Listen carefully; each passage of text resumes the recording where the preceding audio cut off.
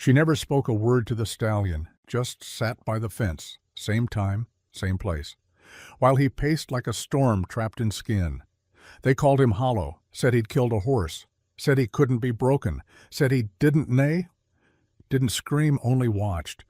But the girl, Mara, she didn't flinch, didn't beg, didn't run. And the day he stepped toward her, not to kick but to listen, the wind stopped. What followed wasn't a taming, it was a remembering, of fire, of silence, of a legacy buried in ash that had finally found its next bearer. The first time she sat by the fence, the stallion didn't even look at her, just kept pacing the far end of the corral, muscles taut, nostrils flared, eyes like flint under the dying sun. Dust clung to his coat like shadows. A black mane, unbraided and wild, whipped in the wind like a flag of defiance. He was beautiful, yes, but in the way a storm is beautiful.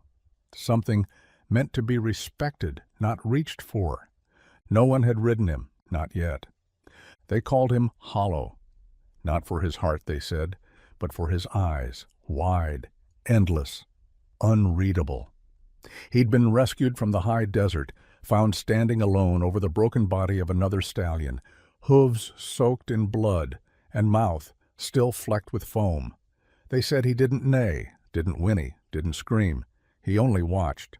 And when people got too close, he kicked. Hard enough to break a man's ribs, hard enough to kill. So the fence stayed, and so did she. Her name was Mara. 17. Quiet. She'd been sent to the ranch for reasons whispered behind closed doors. Something about her mother, something about the city, something about too much silence for a girl that young. She didn't speak much, but she watched. And every evening, just as the sun dipped behind the ridge, she took her place by the fence. Always the same spot. Always the same stillness. Never called to him. Never offered treats. Never reached over the rails. Just sat, as if her presence alone might untangle something broken between the animal and the world. Weeks passed. Hollow never came close, not once. But he stopped pacing. That was the first change. Then he started watching her. Mara noticed the way his ears flicked when she shifted her weight, the way his steps slowed when she exhaled, the way he'd hold his breath whenever hers hitched in her throat. She never cried in front of people, but she did by the fence. And she knew he saw her. There was something in his silence that matched hers, not absence, not emptiness, a kind of waiting, a kind of holding on. The day he stepped toward her, the air went still. Not a breeze, not a bird. Even the wind chimes near the hay barn, all was clinking out of tune, hung motionless in the dusk. Mara didn't move. She barely breathed. Her fingers curled tight in the fabric of her jeans, nails digging into the denim. She didn't dare blink. Hollow stood at the edge of the fence line, head high, ears forward. His coat glistened in the last light like oil over water, and his flanks moved with slow, deliberate breath. For weeks, he'd stared at her with eyes like stone, cold, unreadable, distant. But now, there was something else. Curiosity. No one had ever seen Hollow curious. He took a single step forward. Then another. The space between them closed with the tension of a drawn bowstring. Mara could feel it vibrating in the air. She stayed where she always sat, back against the old fence post, legs crossed, the dust of the day still clinging to her boots. She didn't dare shift. She didn't even lift her gaze to his eyes. She just whispered, so soft, she wasn't sure if she meant to say it aloud. "It's okay." The stallion stopped 2 feet away. The muscles in his shoulders twitched once, like he was testing the stillness. His breath came sharp through his nostrils, 2 streams of hot air that caught in the breeze and vanished. He lowered his head slowly, not toward her hand, toward her heart, as if he were listening for something broken inside her. And maybe he was. Mara's eyes blurred with tears she didn't let fall. He stepped closer, one hoof at a time, each one pressed into the dry earth like it mattered, like the ground needed to remember he'd stood there. And when he was near enough for her to feel the warmth of him, close enough to smell sweat and sage and wild air, he stopped and waited, not to be touched, not to be tamed, just to be known. She raised her hand, not sudden, not shaky, just slow, honest. And when her fingertips brushed the side of his face, something in the air broke. Not loudly, not violently, just a shift, a release, as if the world had been holding its breath for years and could finally exhale. The other ranch hands, watching from the porch, didn't speak. They didn't dare, because they knew what this meant. Hollow didn't let people near him. He didn't trust. He didn't forget. But this girl, this quiet, too-still girl, with eyes that never asked and hands that never reached, he let her in. Because she didn't try to fix the wild in him. She understood it. That night the ranch didn't sleep.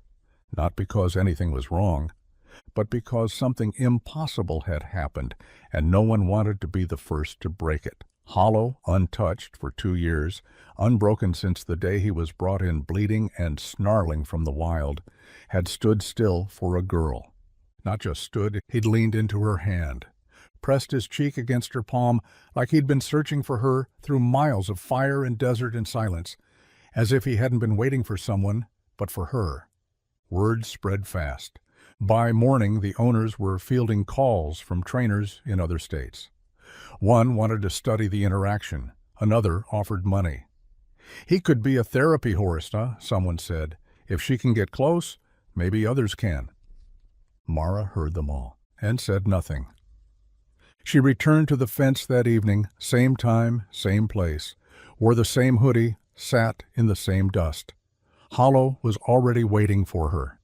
He stood 5 feet off, watching her like he always had, but the space between them didn't feel sharp anymore. It felt like invitation. She didn't touch him this time. She just sat, breathing slow. And he walked to her again, easier this time. No tension in his steps, no fear. He stopped beside her and lowered his head until his jaw rested on the top rail of the fence, close enough to touch. But Mara didn't, because she knew this wasn't about proving trust. It was about sharing space. He blinked once. She smiled. The sky flared with red and gold. For a long time nothing moved, and that's when she finally spoke again. Not to him, not out loud, just to herself. Maybe not everything that runs is trying to escape. And Hollow, wild, violent, wounded Hollow, let out a breath so deep it trembled in his chest. He closed his eyes and stood beside her until the sun was gone. It was on the 10th evening, just after the heat had sunk into the soil and the first stars began to appear, that Hollow did something no one expected. He knelt, not to lie down, not to rest, but to bring his body closer to hers, to be beneath her eye level, a gesture no one had trained him to offer, a submission that wasn't fear-based, something else, something older than training, older than language. Mara had sat in silence like always, legs folded beneath her, hands clasped loosely in her lap. But when he lowered himself, every muscle in her spine straightened. She didn't move, not at first. She just stared, not in wonder, not in awe, in recognition. She knew what it meant to kneel without being asked, to fold under the weight of something internal, something unexplainable when no one else was watching. She understood that posture. She'd lived it. She shifted only slightly, and Hollow didn't bolt. He stayed down, head still, chest rising slow and steady. The scar across his right flank, once gnarled and raised, had begun to fade. Not vanish, no, but soften, heal. She whispered again, not for anyone to hear but herself, "I see you." It wasn't dramatic, it wasn't spiritual, but it landed. Hollow's ears twitched, and his eyes closed for half a second, long enough to be real. Behind her, one of the ranch hands, Jeremy, watched from the paddock gate. He had a camera in hand, lifted it slowly, then stopped. Something in the way the two of them held space made him lower it again. This wasn't meant to be captured. This wasn't for proof. It was a language unfolding, one made from silence, repetition, and trust, earned molecule by molecule. That night Mara dreamt of fire. Not flames, not destruction, but heat. She stood in a field where the wind didn't move and the sky looked heavy enough to fall. In front of her was a horse, not hollow but shaped like him, bigger, older, glowing at the edges like its mane was made of cinders. It didn't speak, but it pulsed with memory. Its eyes were hollowed but not empty. They held reflections, hers. Moments she thought she'd buried the door. The phone call, the echo in her mother's voice when she said, "I'll be back in 20 minutes." Then nothing for 3 days. Then everything.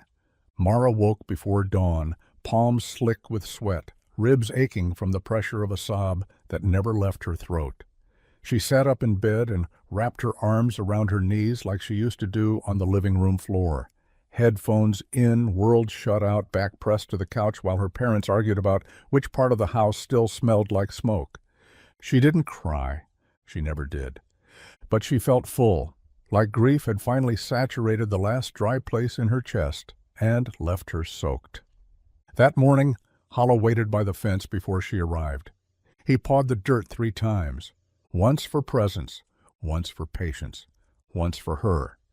And when she stepped close, he didn't flinch when she touched the scar on his flank with both hands.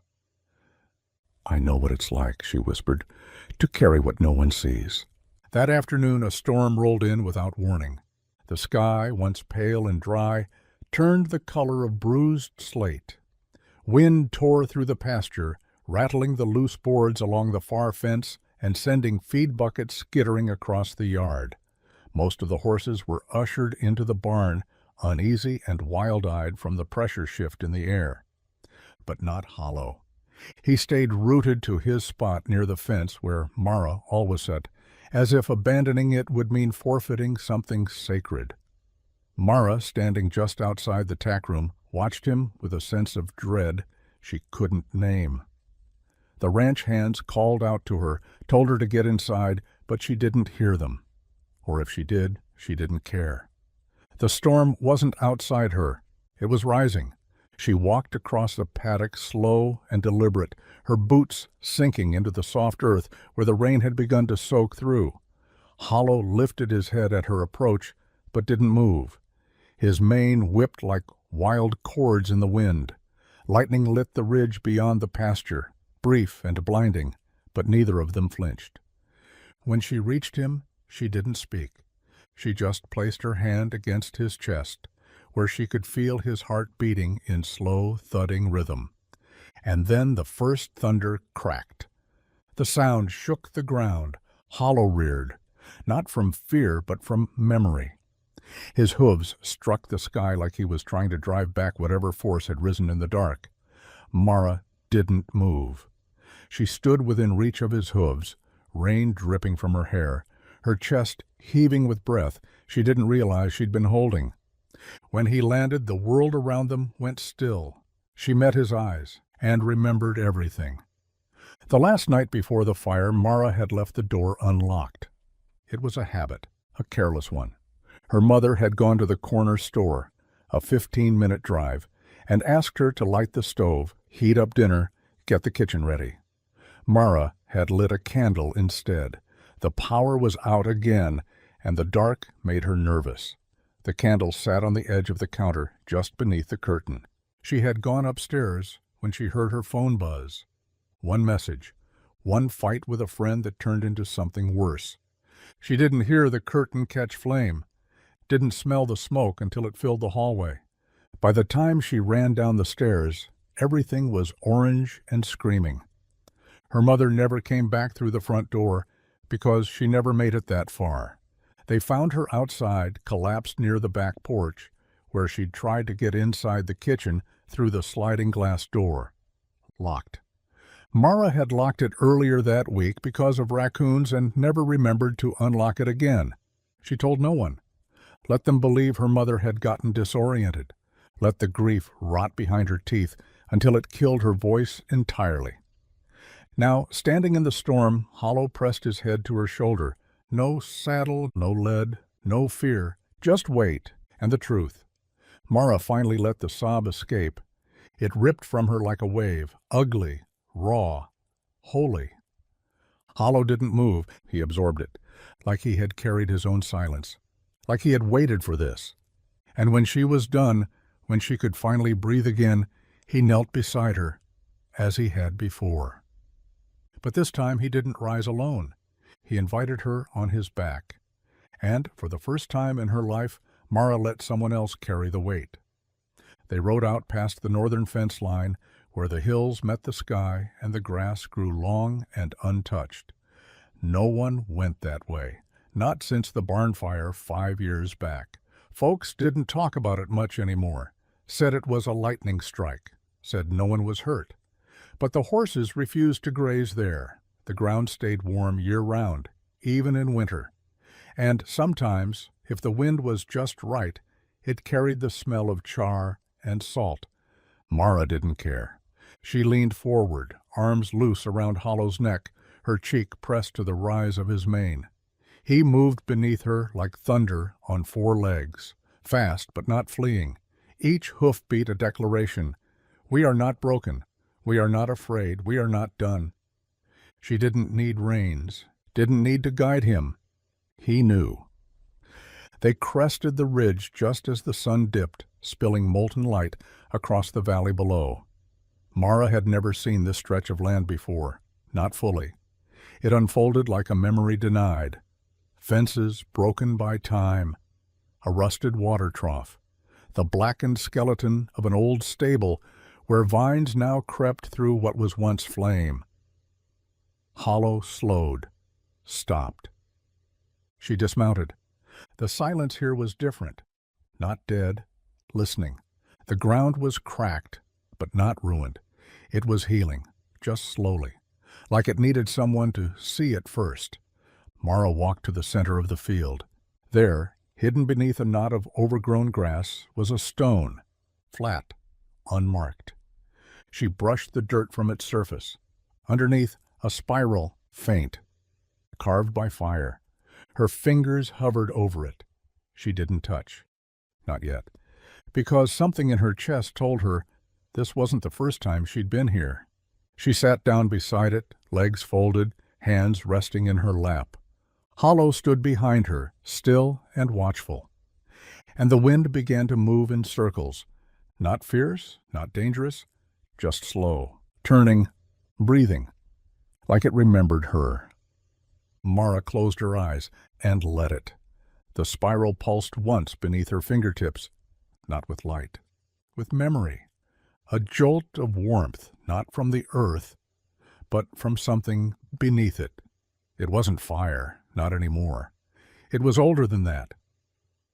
Something buried so deep it had forgotten its own name. Something that didn't burn out. It just waited. Mara opened her eyes. She wasn't in the field anymore. She was inside the memory. The world around her shimmered. Same hills, same sky, but the stable stood whole again. Tall, proud, red paint not yet faded by time. Horses in the paddocks, people moving through their routines, brushing manes, carrying pails, laughing like nothing bad ever happened.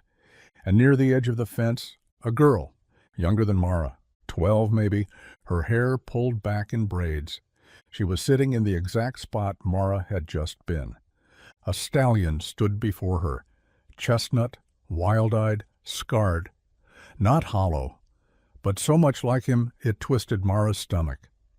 The girl reached out. The stallion stepped forward. Mara tried to move, to speak, to call out across time, but she wasn't there.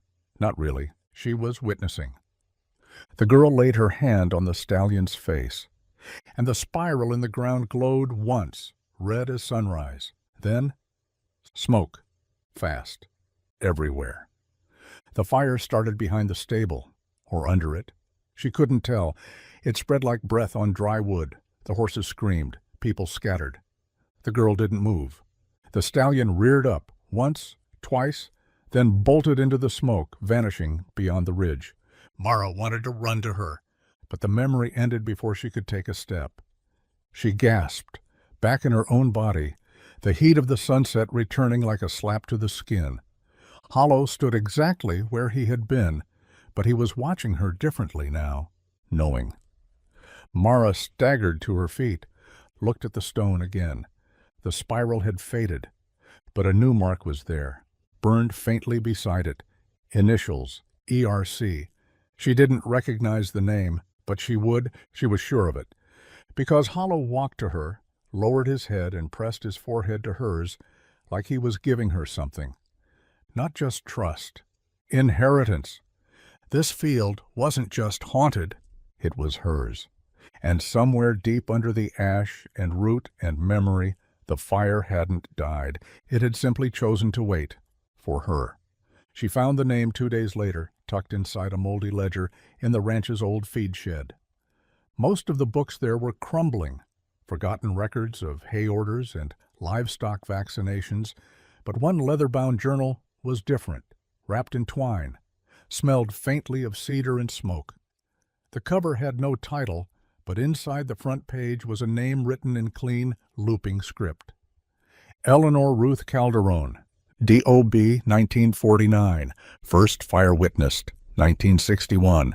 Mara sat cross-legged on the floor of the shed, Hollow standing quietly just outside, his head leaning through the door like he knew what she was reading without seeing it. The pages told a story, not in one voice, but in many. Different hands, different pens, all scrawled in the margins of Eleanor's notes, almost like a conversation held across time. It was a journal, yes, but also a ledger of witnesses. Each one had seen the spiral. Each one had felt the warmth beneath their feet, had been touched by an animal no one could tame, and had written their piece before passing the book on. Eleanor's entries came first. She was 12 when it happened. Same as the girl Mara had seen in the vision, same scar along her cheek, same posture in the dust. Eleanor had found a wild stallion near the western tree line, alone, eyes like mirrors, coat streaked with soot.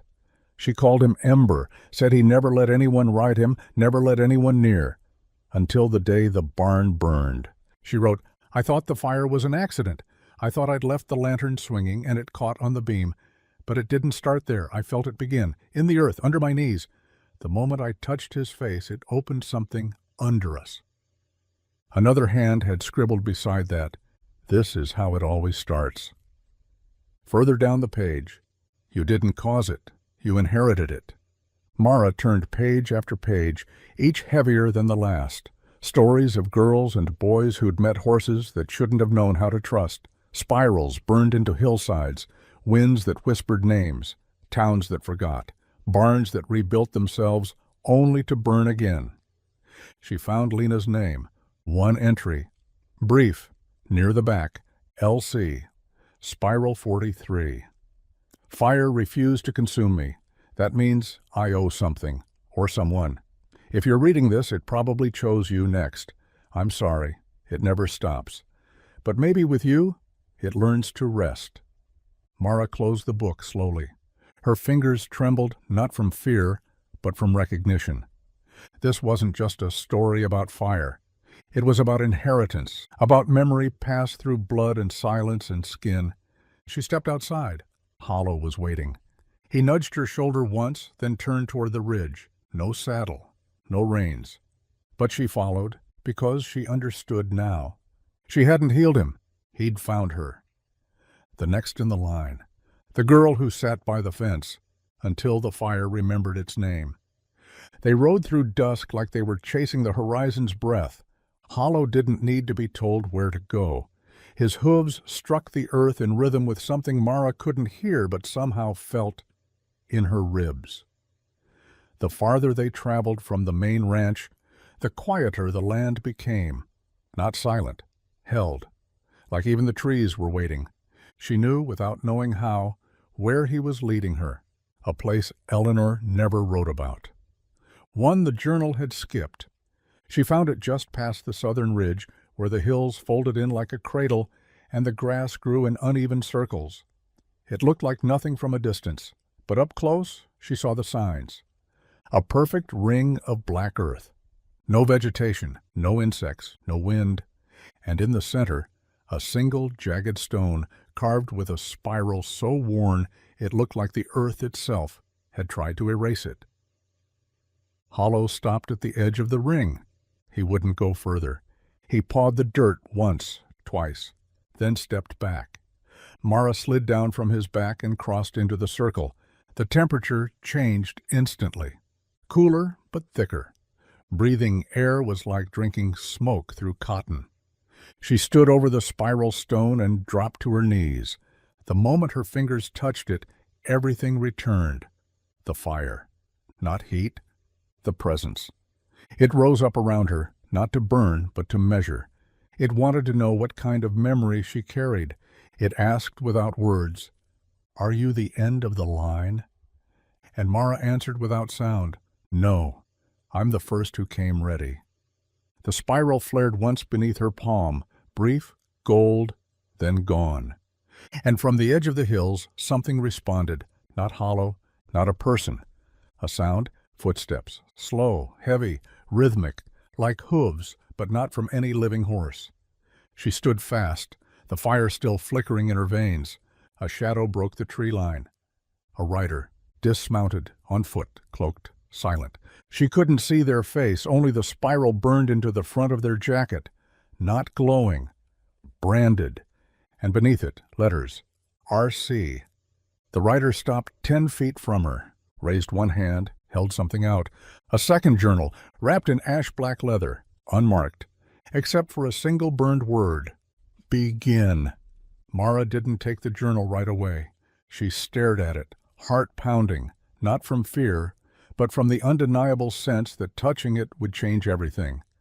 It wasn't like Eleanor's. That one had been lived in, softened by dozens of hands. This one felt untouched, expectant, like a lock waiting for the right hand to turn the key. The rider didn't move. No breath, no twitch, just stillness wrapped in smoke and dusk. Hollow remained at the circle's edge, ears back, body tight, but unmoving. He didn't fear the rider. He knew them, or what they represented. Mara stepped forward, took the journal. It was warm, not hot, alive. The moment her fingers wrapped around the leather, the rider lowered their arm. With slow, deliberate steps, they turned from the field and walked back into the trees without a single word, as if their purpose had been fulfilled, as if they hadn't come to explain, but to pass something on. Mara opened the first page. There was no name, just a date.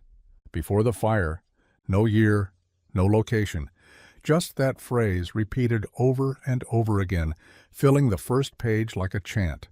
She turned to the second page, a drawing, a horse, not hollow, not ember. This one was burning, its mane a crown of flame, its eyes twin embers, its hooves resting on a spiral that bled smoke. Below it, a sentence in thick, scrawled ink. The horse doesn't carry the rider, the memory does. She flipped ahead. Each page was part image, part warning. Spirals cut into cliff walls, teeth shaped like coals, hands held out in the dark, always reaching, never touching. Some entries were only a single line. She opened the wrong gate. The fire knew her name. We remembered too late. And then finally, if you are the one to begin again, then begin by walking into what you cannot name. Mara closed the book, turned to Hollow, and nodded. I think we're going south. He didn't move, didn't need to, because somewhere in the hills beyond that burned circle, something was already stirring. Something older than her, older than Eleanor, older than the fire itself. It wasn't looking to destroy, it was looking to be understood. And Mara, spiral bearer and silence breaker, would be the first to hear it clearly. The wind in the south wasn't like the wind at the ranch. It didn't pass through trees, it listened to them. It carried dust that clung to her sleeves like ash, though no fire had touched this soil in decades. The locals called it Old Breather Country, a strange name rooted in stories about a ridge that made noise at night, like someone whispering underground. No one farmed there, no one stayed past sundown. The air tasted of stone and sage and something else, metallic, like blood left too long in the sun. Mara rode Hollow into the valley 2 days after the journal first burned her name into its back cover. Yes, burned. She hadn't written it. But there it was, blackened into the page, curling at the edges. Mara Calderon, bearer 47, spiral active. She didn't tell anyone. There was no one to tell. The towns grew farther apart the deeper she rode. The roads cracked and turned to gravel. Signs twisted in their posts like they were trying to turn away from where she was going. And the dreams grew stranger. They weren't visions anymore. They were instructions. She saw paths outlined in flame, symbols drawn with her own fingers, guided by something that moved her without force. The journal opened itself. Sometimes pages flipped in the wind and stopped, waiting. Sometimes a sentence appeared in her own handwriting, even when she hadn't picked up a pen. The fire remembers your silence. The rider is not what rides. You must go underground. She reached the place by twilight. A wide sinkhole sat in the center of a dead field, half covered in brush and rattlesnake tracks. The spiral was there, faint and shallow, etched in a ring of stones that looked older than memory. Hollow stopped without needing instruction. He refused to go closer. Mara dismounted, held the journal in one hand. Its pages flipped violently in the breeze, then stopped. A blank page and no text, just heat. The spiral on her palm began to glow, not red, not gold, but deep, quiet blue, new, unseen, unwritten. Until now, she stepped into the circle. The air dropped in temperature so fast it turned her breath to fog. She knelt beside the stone, whispered, "I'm listening." The spiral beneath her cracked, not broken, opened, and the earth below gave way. A tunnel, narrow, winding, leading down, not into flame, into memory.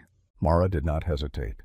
She put the journal inside her coat, lit the mark on her hand, and descended into the dark, not to run, not to fight, but to speak to the thing all the others had feared to name. The tunnel did not echo. It swallowed sound. Each step Mara took down the spiral path felt like it was being absorbed into the stone, her boots meeting earth, her breath shallow in her chest, her heartbeat loud and alone. The walls pulsed with faint veins of light, not flame, memory, etched in slow-burning mineral that shimmered when she passed, reacting not to her presence, but to her remembrance. The deeper she went, the more the journal pulsed with heat beneath her coat. It wasn't burning. It was recognizing something ahead, a convergence, an origin.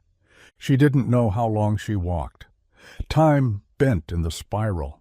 No sun, no markers, just the soft hum of something alive in the stone, something watching her without eyes, something old enough to wait forever.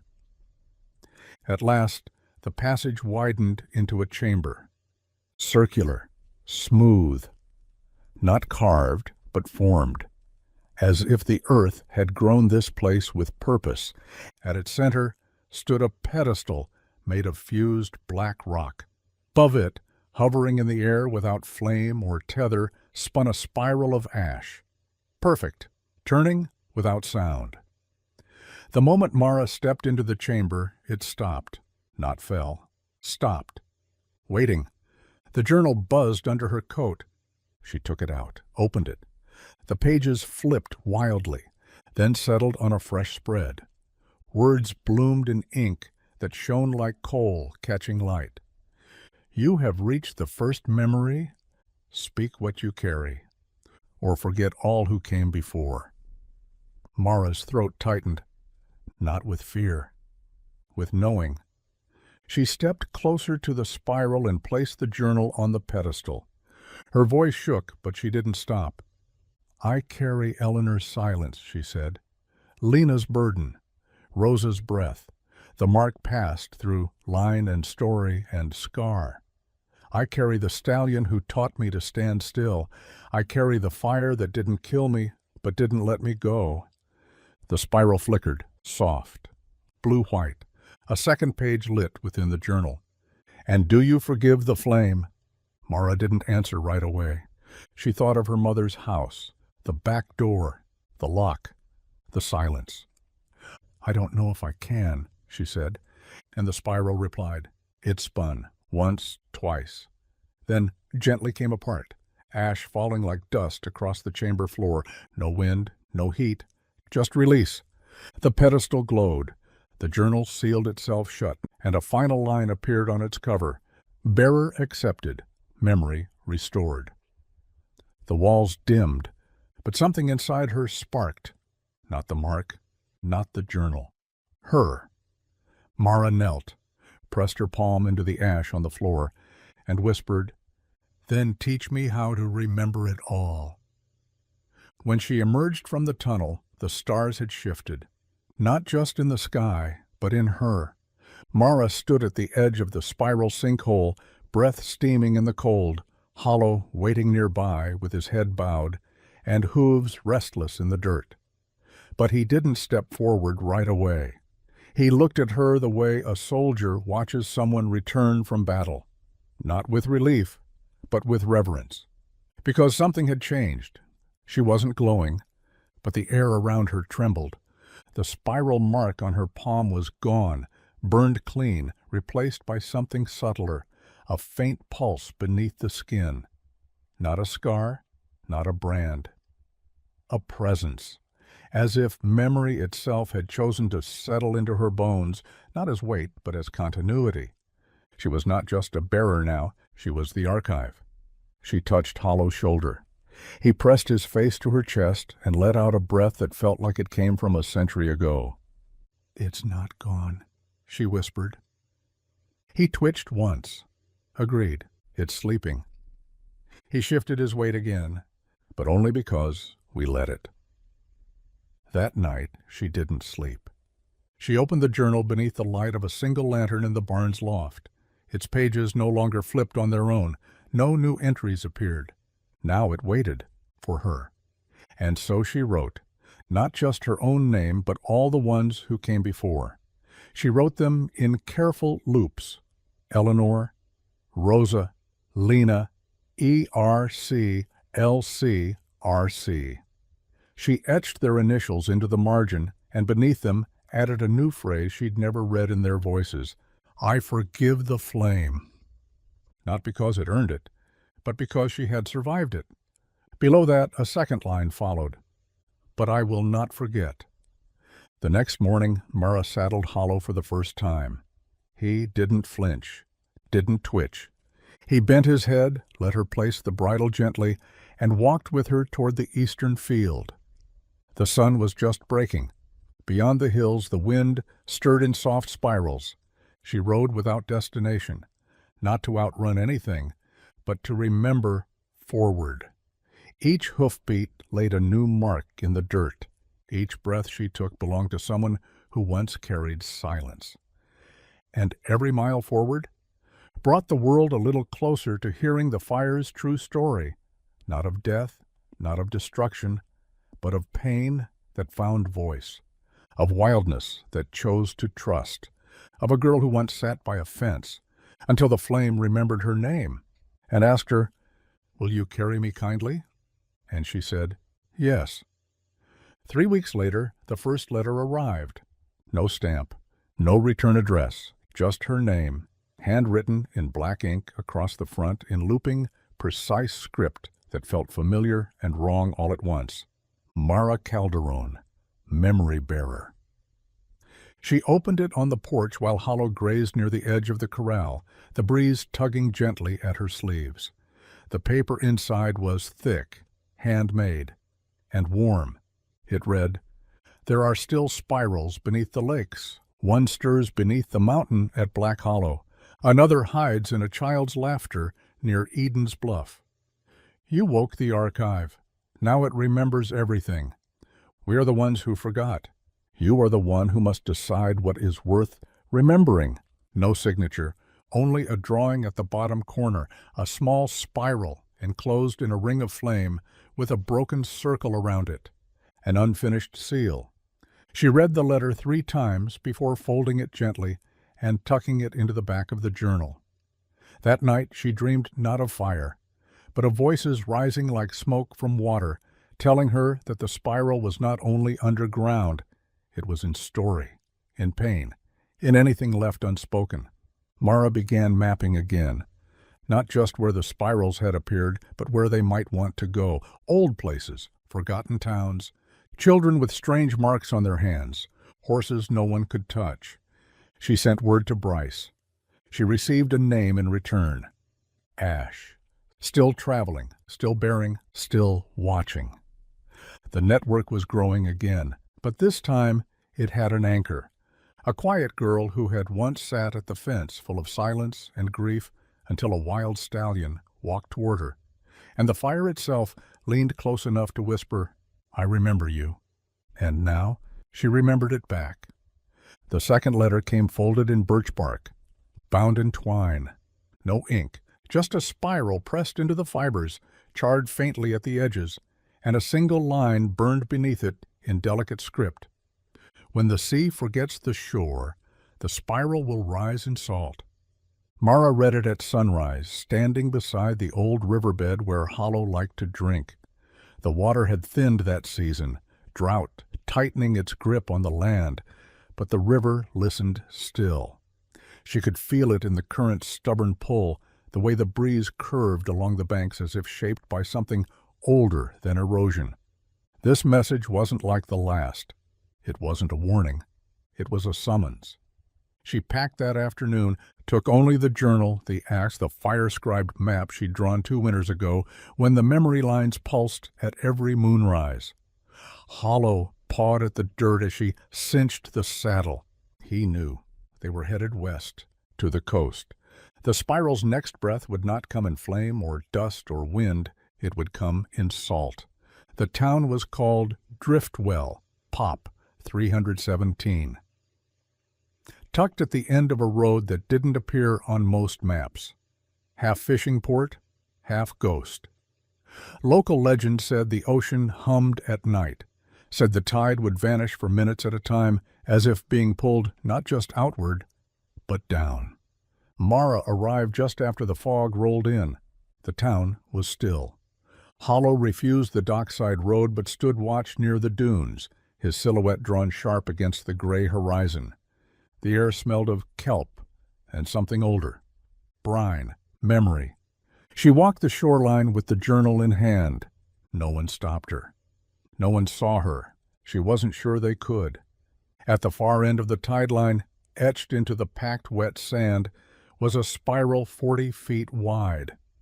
No hand could have drawn it. No tide could have shaped it. And at its center, a single salt-bleached shell. Inside, a line of text no longer than a whisper. It dreams of being fire again. Mara closed her eyes and felt it stir beneath her feet. The spiral in the sand began to erode as the tide rolled in, but it didn't vanish. It shifted. Each wave struck the shore and receded not with chaos, but with precision. Salt water traced the spiral's lines again and again, carving them deeper into the earth, like the ocean wasn't erasing the mark, it was remembering it. Mara knelt by the shell and turned it over in her hand. Inside something glimmered. Not water, not pearl. Glass, black, burned. She touched it, and the tide stopped. Dead. No pull, no sound, just silence. The water hung like suspended breath. And then came the voice, not from the shell, not from the sea, from beneath. It filled her chest like a second heartbeat. You are far from fire, but not from heat. Salt keeps what flame forgets. Mara's pulse slowed. Her hands went numb. She whispered, "What do you want?" The sand beneath her curled inward, not sinking, spiraling. You carry ash, but salt bears grief. The waves rolled backward, out to sea, and standing where they had just been, ankle-deep in the shallows, was a child. 7, maybe 8. Hair stuck to her cheeks, dress torn at the hem. Mara rose slowly. The girl did not speak, but her shadow stretched the wrong direction. Up the beach, into the hills, toward Driftwell. Mara followed. Each step drew the tide higher again, as though the water refused to leave her behind. They crossed the dunes, reached the cliffs, and there, tucked between two slabs of sea stone, was a lighthouse. Dead for decades, doors rusted, windows smashed. The spiral was etched across its base, covered in barnacles and seaweed and old lichen. The child pointed to the door, then vanished. Mara opened it. Inside, dry stairs, but they smelled of smoke, of home. She lit her palm. The spiral flared in blue, and the lighthouse answered, not with light, but with song, soft, deep, like whale song spun through memory. And beneath it, footsteps. The stairs coiled like a serpent. Each step groaned beneath Mara's boots, not from age, but from recognition. The lighthouse didn't creak like wood or metal. It creaked like something that remembered being whole. The spiral burned faintly in her palm, casting just enough light to reveal carvings in the stone, marks not of warning, but of witness, symbols etched by those who had stood here before her. A woman's handprint, a horse's hoof, a spiral inside a drop of water, a name scratched in salt-blind scrawl. Ruth. Not Eleanor, not Lena, another, salt-bearer, watcher of the tide. The song grew louder the higher she climbed. It wasn't a melody, it was a mourning, a low, endless sound that resonated in her teeth and behind her eyes, like pressure just before a storm. Hollow waited below, still and silent, his body rigid. She could feel him through the tether of memory now, his breath a slow rhythm inside her chest. He felt it too. At the top of the stairs, the lens chamber waited. The spiral was there. But it wasn't carved. It was alive. Turning slowly in the cracked glass of the long-dead beacon, its shape held in light that had no source, like memory had reached forward and bent itself into form. In its center sat a figure. Not child, not ghost, something between. She was made of sea glass and memory. Her hair hung like kelp. Her eyes were bottomless. Her voice was the tide itself. "You climbed the flame," she said. Mara stepped forward. "And the spiral." "You lit the archive." "I remembered." The watcher turned slowly, sea light glowing from within her bones. "Then you know why you're here." Mara's throat went dry. "To carry it." "No." The watcher blinked. "To choose what must be forgotten." Mara froze. "I thought this was about memory." The watcher reached toward the spiral in the beacon. "Memory without mercy becomes rot. You are the bearer, the one who can unwrite." The chamber darkened. Around Mara, a dozen spirals appeared on the walls, faint, flickering, all unfinished. These are stories waiting to die, names too painful to pass down, griefs sharpened into knives. She looked into Mara's eyes. "You've carried ash. Will you carry silence too?" Mara didn't answer, because somewhere deep inside she already knew. Not all spirals were meant to be told. Some were meant to end. Mara stepped closer to the walls of the chamber. The unfinished spirals flickered as if breathing, each one etched in fading light and delicate color, some blue as sorrow, some gold as guilt. None of them glowed like hers. The watcher of salt gestured to the spirals circling the chamber. "Each of these is a story still alive only in pain, tied to bloodlines that do not speak of them, anchored to children who dream of things they were never told.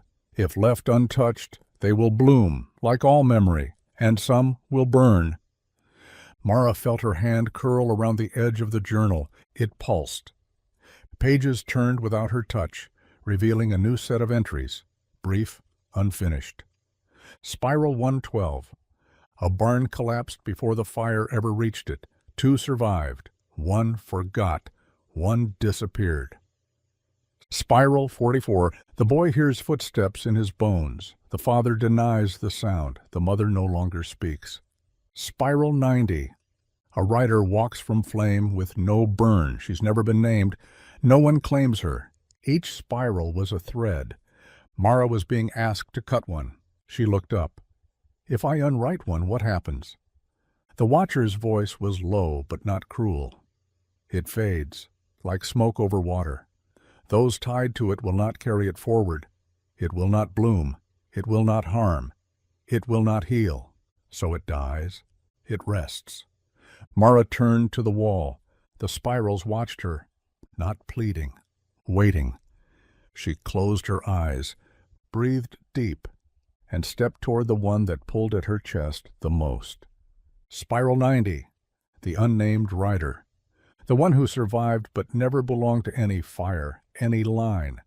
The one no one remembered, but who still walked in someone's dreams. She reached toward it. The chamber grew still. The watcher nodded once. Mara placed her palm on the flickering spiral and whispered, I release you. The spiral unraveled beneath her touch. No sound, no flare, just an exhale, a soft collapse. When she opened her eyes again, the chamber was darker, the spiral gone. Her journal closed itself, and the watcher bowed. One forgotten. Mara felt the weight leave her chest. But something else replaced it, a cold understanding. You've done what no one else could, the watcher said. And now? Mara asked. The watcher pointed toward the spiral beacon. Now you choose again, what burns and what survives. Mara turned from the vanished spiral and felt the room breathe in. A long, slow inhale. Not wind, not pressure. Acknowledgement. The watcher stepped aside, motioning toward the spiral of light still rotating in the beacon's core. You've proven memory is not your master, she said. Now prove you're not its prisoner. Mara walked to the spiral. It turned more slowly now, no longer humming. It waited with the silence of something ancient, not asleep, but restrained. It knew its name had nearly been spoken in the past, but never aloud, never by a bearer, until now. The journal vibrated against her chest. She opened it. Inside, a blank page. And then, slowly, a line of words burned into the paper in quiet, pulsing ink. You are standing before the first memory. Beneath it, another spiral. Smaller, tighter. Labeled not with a number, but with a symbol she'd never seen. Not fire, not salt, but root. The watcher of salt spoke again, softer now. This is where the spiral was born, not in grief, not in fire, but in silence. Mara looked up. You mean someone chose not to speak? The watcher's sea-glass eyes dimmed. No, someone was never allowed to. The chamber darkened. The light spiral above the pedestal faded. And Mara saw the truth. The first spiral had not been drawn in ash. It had been scratched into stone by fingernails. A survivor, a prisoner, a woman who had lost her name, her story, her family, her fire, locked beneath a monastery in a time where women who remembered too much were called witches. She'd drawn it again and again into the floor where she knelt, each time burning it deeper into the world through her silence. That spiral had outlived her body. It had become the archive. It had become the fire. And it had waited for anyone who would remember her. Mara dropped to her knees. She didn't cry. She spoke. I remember you. The journal in her hand burst open. Pages flew, ink spilled upward, and from the spiral in the beacon rose her face. Not a ghost, not a flame, a shape made of names, of silence undone. She looked at Mara, eyes endless and sad and grateful. Then she said, in a voice like dawn, You are the first to speak my story. Mara nodded once, then whispered, Tell me the rest. The spiral's origin unfolded like fire crawling across old wood, quiet at first, then consuming. Mara remained kneeling as the figure before her, half light, half memory, began to speak. Not in language, but in experience. Her story didn't come as sentences. It came as sensations. The ache of hunger lasting days, the salt of sweat from digging barehanded through stone. The way light from a single torch had looked so golden after years in darkness, it made her weep. And the sound, not of voices, but the absence of them. They had taken her name, taken her daughter, taken her breath, but they hadn't taken what she remembered. So she carved it into stone, spiral after spiral, not to preserve, to refuse erasure, to defy silence. And when she died, her spirals remained, passed through dirt, into root, through fire, into story, and then into Mara. The journal pages flipped again. A new line burned itself across the top of the next page. The first was forgotten. You spoke her back, and beneath it, now she offers you the fire's true name. Mara's chest tightened. Everything she'd been taught, by Eleanor's journal, by Lena's sacrifice, by the watchers of ash and salt, warned never to speak the fire's name. To remember, yes. To carry, yes, but never to call it. She looked at the woman's face, burned into starlight, flickering at the edges. The woman who had never been allowed to speak herself. Her eyes asked the question without sound. Will you give me back what they stole? The journal glowed. Mara reached into its center, where the blank page pulsed, and pressed her fingers to the mark. And in that moment she knew it. Not just the name. The purpose. The spiral wasn't a threat. It was a request, a way to mark that something had been lost here, a way to leave behind a signal for the future. Please remember me. Mara stood. The chamber trembled. The spiral and the beacon reignited. She opened her mouth and spoke the name, not out of recklessness, but love. It sounded like thunder wrapped in breath. It echoed through stone, sea, root, and sky. And the spiral, every spiral, flared across the map of the world. Somewhere, in a dry field, Ash fell to her knees, feeling it pulse behind her ribs. Somewhere else, in a burning canyon, Bryce turned his head and whispered, "She found it." And in the quiet place beneath the sea, the salt held still and listened. Mara closed the journal. She had not summoned the fire. She had released the forgotten. And in doing so, she had given the flame what it never had, a name that was no longer afraid to be spoken. The world didn't change overnight, but the air did. The wind carried something different now, not heat, not ash, but resonance.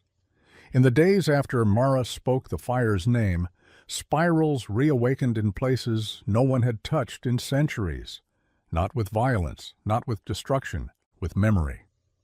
In northern forests, children began drawing spirals in the snow, then forgetting they had done it. In old cities, spiral-shaped cracks appeared in concrete towers and windows, and then sealed without leaving dust. In a mountain monastery, a monk who hadn't spoken in 40 years uttered a single word in a dead language. The word meant return, and in every place where the spiral pulsed, someone felt Mara's name like a breath in their ear. Not shouted, not summoned, remembered. The journal changed again. Its blank pages began to fill, not just with Mara's words, but with entries written by others. Bearers who had never met. Watchers who had long believed they were alone. One page bore Ash's handwriting. I felt it, in my spine, in the sky. You said what we couldn't. Now we have to decide what comes next. Another came from Bryce. We were taught to hold the fire, to carry it, to seal it. But maybe now we build with it. Mara stood atop the southern ridge, the journal cradled in one hand, hollow grazing below, the sun rising over land that no longer feared the burn. The watcher of salt had not appeared again. But Mara no longer needed her to. She was the voice now. The fire didn't flicker on her skin anymore. It moved behind her eyes, quiet, willing, waiting, because it knew it was no longer a threat. It was a tool, one that needed caretakers, story-keepers, bearers. And Mara, first of the remembered, last of the silenced, opened the final page of the journal, placed her hand upon the paper, and wrote a new line. Let the fire be story. Let the spiral be the door. And then she closed the book, not because the story had ended, but because the rest of it would be written by others. Mara returned to the ranch beneath a sky that no longer felt oppressive, not because the weight had vanished, but because it had shifted. The fire no longer hunted, the spiral no longer whispered threats in her ear. It walked beside her now, a companion, not a curse, a legacy finally spoken into clarity. And Hollow, her ever-faithful mirror, matched her step for step without tether or word. He too had changed, no longer on edge, no longer a creature waiting for pain. He stood tall and proud, like a creature who knew he had helped bear something ancient across the threshold of silence. The land welcomed them differently now. The dust didn't cling with heaviness. The birdsong had returned to the ridge, and even the fence, the one where it had all begun, where Mara once sat quietly, waiting to be seen, had been mended not by tools, but by time. She dismounted and walked to the spiral stone she had once feared to touch. The mark remained, faint but pulsing gently, like the heartbeat of memory settling into the soil. She rested her hand against it, and it warmed, not in response, but in recognition, because the spiral knew now that it could rest. It had been carried, spoken, forgiven, and above all, remembered. In the weeks that followed, letters came, not with stamps, not with names, and only spirals pressed into the folds, marks drawn in soot or ash or salt, inside each a story, a half-memory, a dream someone couldn't shake, a name that had burned its way into someone's mouth despite never being said aloud. Mara read them all, and she wrote back only sometimes, but always with the same closing phrase, "You are not alone. The spiral lives in more than fire now." The watchers began to find each other. Ash sent word from the west, Bryce from the canyons. Others came forward, strangers, but not truly. One had traced a spiral into the snow with her bare feet. One had seen it form in frost on her window the morning after her sister died. Another had followed hoofprints through fog to a burned stone hidden beneath a field no one had plowed in 50 years. They were ready now, not to fight, but to listen. Because the spiral wasn't trying to consume the world, it was trying to heal it, through the telling, through the remembering, through those like Mara who had touched grief and instead of turning away, had named it. One evening, as the sun dipped low and Hollow stood once more by the old fence, Mara pulled out the journal. The last page was blank, waiting. She wrote a single sentence. The fire became story, and the story became home. She closed the book, and for the first time in a long time, she allowed herself to smile, not because it was over, but because it could begin again. The night after Mara closed the journal, she dreamed of a spiral made of wind. It stretched across the sky, clouds twisting in tight formation, pulling moonlight into a hollow that never ended. At its center stood a woman. Not one Mara knew, but one who carried herself with the weight of someone chosen. Her eyes were silver, her hands wrapped in ash cloth, and on her neck was a spiral tattoo that pulsed in rhythm with the wind. She did not speak, but when she raised her hand, Mara felt the message. Another spiral had awakened, not in salt, not in fire, but in storm. She woke before dawn, hands clenched, boots already laced, Hollow pawing lightly outside her window like he'd dreamt the same thing. The air was heavy, not oppressive, pregnant. Clouds hung low over the eastern hills, and thunder rumbled softly beneath the horizon like a song building without melody. The letter arrived before breakfast, tucked beneath a stone at the edge of the porch, unmarked. Inside, a single line of elegant script. What we forgot, the storm remembers. And beneath it, coordinates. She packed her gear in silence, the journal, the axe. A new pouch of black salt from the coast, gifted by a watcher who whispered in 3 languages but only wrote in spirals. The place was called Craven's Hill, a high-elevation plateau that had been home to a weather station 40 years ago. Tornadoes had torn through it twice in 2 decades. Locals said the wind there made no sound, just pressure, like standing inside a held breath. People stopped building there because foundations wouldn't hold. Mara arrived after dark. Lightning carved through the clouds above her like veins pulsing with memory. And in the grass, burned into the earth, just beneath the leaning structure of the collapsed station, a spiral, wide, shallow, cut in wind-shear patterns. No flame, no salt, no ash. But familiar. The spiral didn't hum. It vibrated. She approached carefully, placing her hand to its center. The sky answered immediately. Thunder cracked once, sharp and high. The wind rose, and in its scream, a voice. They tried to bury me in air. Mara stood slowly. She wasn't afraid. Not anymore, because the spiral had learned to ride not only fire and water. Now it rode the storm, and someone out there had carried it, someone the world had never known. The wind didn't howl on Craven's Hill. It spoke, not in language, in vibration. Each gust carried fragments of memory scattered through the long grass like fallen names. Mara stood at the center of the wind-scarred spiral, her coat whipping behind her, her palm resting gently against the soil. It wasn't burning, wasn't wet, but it pulsed, deep, rhythmic, like a thunderhead thinking. She closed her eyes, and the storm opened hers. Suddenly she was in it, not standing on the hill, but rising through it, her body no longer bound to bone or gravity, just sound, velocity, memory. She saw the world as wind does, curving between branches, slipping over mountains, listening through the cracks in roofs where secrets tried to hide.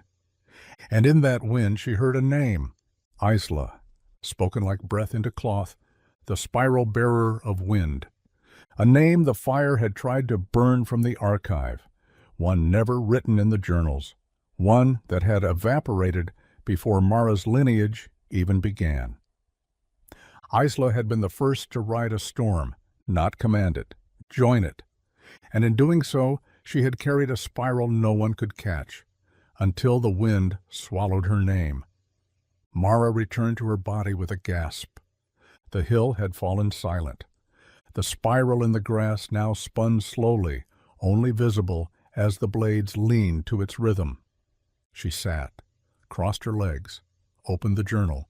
The page flipped, words appeared. To find her, you must remember the wind not as force, but as witness. She closed her eyes again and listened, not to what the wind carried, but to where it refused to go. And she felt it. A void. Southwest. A canyon town named Dreer Hollow, population unknown, marked once on a weather map by an old meteorologist who claimed the wind there stood still. A perfect place for a spiral to hide. The next morning she rode toward the canyon, the wind at her back. And far above her, somewhere in the cloud line, a spiral waited to be named again. Dreer Hollow wasn't a town so much as a memory of one. The sign was half-rotted, its letters faded by time and sun. The road in had long since cracked into gravel and resignation. Buildings leaned like old men who'd stood too long, windows gone, doors missing. But everything was quiet. Too quiet. Not just the absence of voices, the absence of air. Mara dismounted at the edge of the canyon's lip. Hollow snorted once, agitated. The wind had followed them for miles, strong and steady, but here it simply stopped, not faded, halted, like the air itself obeyed something buried deep beneath the rocks. She descended into Dreer Hollow on foot. Each step into the stillness made her ears strain, begging for sound that didn't come. Even her own breath felt muffled, like her lungs were pulling nothing. In the center of the town was a square, cracked tiles, a rusted weather vane frozen mid-spin. At its base, a carved stone pedestal, old and pitted, with a spiral etched in crude lines. Not burned, carved with wind. The grooves were shallow, but wide, as if the spiral had been cut by air itself. Mara approached, the journal heavy in her coat. The spiral mark on her hand tingled, not glowing, not guiding, just listening. She knelt beside the spiral, laid her palm against it and waited. At first nothing. Then the air around her shifted. Not a breeze, not a gust, just pressure. And then she heard it, a voice caught in the tension, faint, fractured. "I'm still here, still holding it. I couldn't let it move again." Mara's breath caught. Isla, still anchored, still trapped. Somehow she had paused the wind, not just hers, all wind, in order to seal something within Drear Hollow, something that needed motion to spread, something that had learned to ride more than fire, more than salt, more than grief. It had learned to ride sound. And Isla had silenced the world to stop it. Mara reached for the journal. The page flipped. New words emerged. To free her, you must awaken the wind. To awaken the wind, you must call what rides within it. Mara swallowed hard. She looked up at the sky, motionless, looked back at the spiral, then whispered the name only the wind had ever carried. Isla. And the stillness shattered. The instant Mara spoke Isla's name, the air cracked. Not like thunder, not loud, but like glass under pressure. The silence buckled, and a rush of wind burst outward from the spiral stone in all directions. It didn't howl, it didn't whip, it screamed. Voices layered over voices, whispers colliding, cries of grief, gasps of memory, songs that had never been sung aloud. They flooded Drear Hollow like a dam had broken, like the spiral had been holding back more than wind. Mara stumbled to her knees. She couldn't hear her own heartbeat, couldn't feel her breath, because the wind wasn't just sound, it was language. And every gust now told the same story over and over in 1,000 tongues. She held it, alone. She sealed it. Beneath her skin, she became the pause, and now you've broken it. The journal flew open in Mara's coat. Pages flapped violently, ink bleeding upward like it was being ripped from the paper. A name began to form. A second spiral bearer? No, a rider. A name the spiral had tried to forget, one that only lived in breathless places. Echo, not a person. A presence, one that could only travel through voice, carried on wind spoken by mistake. And Mara had just opened the door. Lightning split the air above the canyon, but no thunder followed. The wind carried it away. And in the center of the town square, the spiral on the pedestal cracked open like a wound, and from it rose a figure wrapped in torn cloth and vibration. No legs, no eyes, only mouths. Dozens of them, twisting, twitching, repeating the same fragments. I told them not to say it. I told them not to say it. I told them... Mara stood, pulled the axe from her back. The spiral on her hand flared to life. And then... The wind stopped again. But this time it was because the figure had spoken, in Isla's voice, soft, weary. I bought the world 10 years. Can you buy it 10 more? Mara didn't answer. She stepped into the circle. The journal flared behind her, and the spiral of echo screamed. The spiral of echo opened its mouths wider. Each voice that spilled out was layered with something Mara recognized but hadn't expected. Familiarity. Not of tone, but of memory. They spoke in her voice, twisted into echoes of words she'd whispered in grief, muttered in fear, or screamed in dreams she never admitted to having. I should have unlocked the back door. I should have told her to stay home. I should have said I loved her. Each one landed like a stone in her chest. She stood inside the circle, windless now, the pressure crushing but clean. The air hummed with recognition. The spiral of echo didn't feed on power or fire, it fed on unspoken guilt. Isla had held it by silencing herself entirely, had buried her own voice to keep it from riding the wind. And now Mara, who had spent years learning to speak again, was being asked, would she mute the world to seal this thing again? The figure floated closer. Its mouths opened and closed with wet, clicking rhythm. Then one voice, clearer than the rest, her mother's. "It's not your fault, baby." The wind trembled. The spiral shook. Echo flinched. And Mara understood. Echo was not a monster. It was a mirror, a living accumulation of the blame we keep too long. It only had power when those memories were never spoken, never heard, never healed. She didn't raise her axe. She dropped it, knelt, and said, truly said, "It wasn't my fault." The spiral convulsed. The mouth screamed. The wind returned, soft, warm, gentle.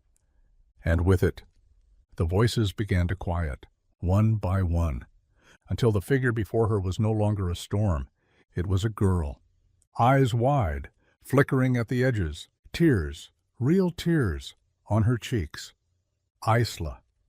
10 years held in a single breath. She mouthed the words, "Thank you," then vanished. The journal sealed. The spiral stone closed. And Drear Hollow exhaled for the first time in a decade. Mara sat alone in the wind for a long time. Not because she was afraid, but because she knew. It had worked. Mara didn't return to the ranch right away. She stayed in Drear Hollow for 3 more days. The townspeople, what few remained, started emerging after the second sunrise, as if they'd been sleeping through more than just silence. They didn't speak of the spiral, they didn't ask questions, but their eyes, bleary and soft, followed her with something between awe and relief. One woman, face etched like wind-carved stone, pressed a tin cup into Mara's hands and whispered, "You let the wind come home." Mara nodded once, said nothing. That night the journal reopened on its own. Inside, a new page had formed, one she hadn't touched. Across the top in clean wind-drawn script, Spiral 131, the unmuting.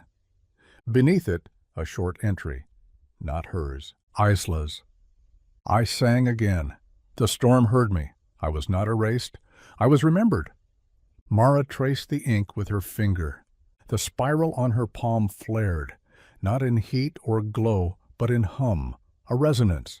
The kind she now understood meant another bearer had felt her work. That the archive, buried under rock and fire and ash, had grown 1 line longer. She stepped outside, Hollow waiting near the edge of the old schoolyard. The wind wrapped around them gently, like it had forgiven itself. She climbed onto his back, journal at her side, and looked west. 3 letters waited in the saddlebag. She hadn't opened them yet. Didn't need to. Each was marked with the spiral in a different material, pressed wax, coiled iron, etched sea glass. Each one from a different watcher, each one calling her somewhere new. A fire line in the north that refused to die. A salt well in the deep desert that sang at midnight. A whisper spiral forming in a child's drawings, halfway across the ocean. It was happening. The world was remembering itself, and the archive needed more than pages now. It needed voices. So Mara rode, back into the spiral, not to carry the burden alone, but to awaken every bearer still waiting in silence to speak. They reached the coast just after moonrise. The village of Kellam's Wake was more reef than town, stitched into the cliffside like driftwood pinned by time. It smelled of brine, rust, and something else, forgotten lullabies. The locals said little. Mara passed 3 figures on her way into the cove, all of them sitting with their backs to the sea, facing the cliffs. No one acknowledged her arrival, yet every set of eyes tracked her shadow as it passed. She didn't ask questions. She followed the letter. the one sealed with sea glass, inked in storm-gray spirals. Inside it had read only, "The child draws them in sleep. They hum when no one's watching." Mara left Hollow tethered at the tide line, where kelp grew in the shape of names.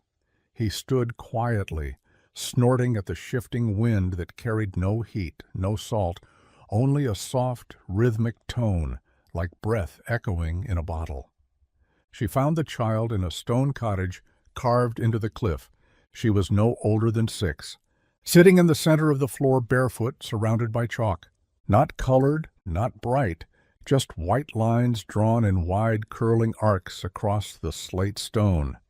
The spiral repeated again and again, from floor to wall to ceiling, each one slightly different.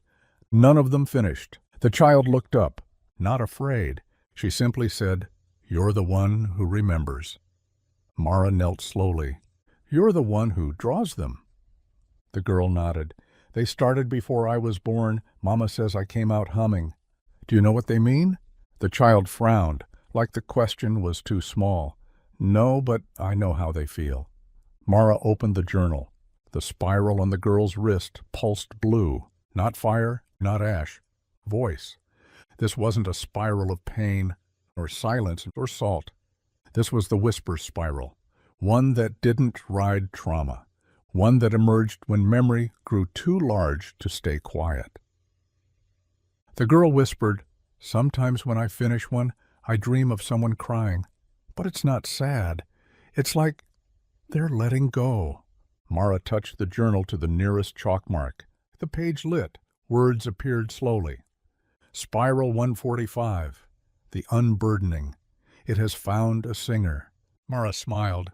The child stood, took her hand, and said, "Do you want to finish one with me?" Mara nodded. Together they drew a spiral, and for the first time in recorded memory, the spiral sang before it burned.